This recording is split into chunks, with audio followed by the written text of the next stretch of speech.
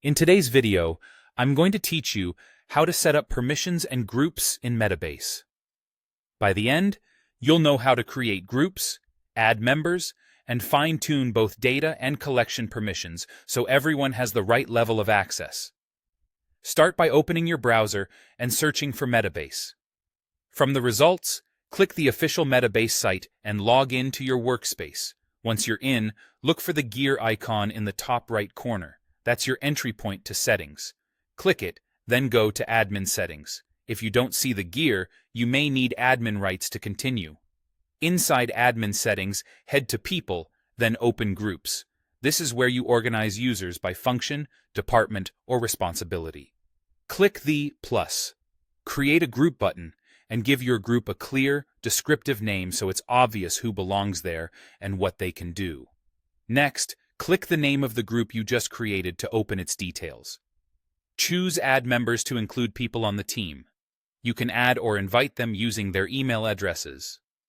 Keep your invites focused on the folks who genuinely need access, and double-check you've added them to the correct group so their permissions are accurate from day one.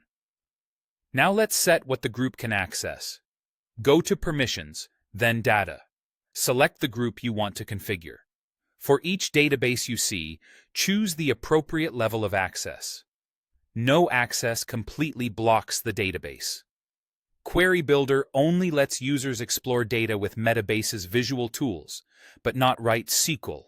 Query Builder and Native grants both visual exploration and SQL editing. Granular lets you fine-tune access at a more detailed level.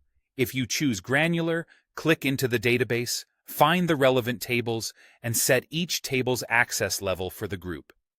This is handy when a team needs broad visibility, but should be restricted from certain sensitive tables. Keep permissions as minimal as possible while still enabling users to do their jobs. Finally, manage content-level access by clicking Collections and choosing a collection. Under Permissions, you'll see groups like Administrators and All Users, along with a drop-down next to each. The options are Curate, View, and No Access. Curate allows editing and organizing within the collection. View lets people see content without changing it, and No Access hides the collection entirely.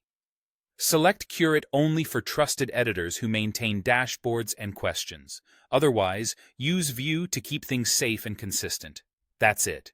You've created a group, added members, and set both data and collection permissions to match your organization's needs.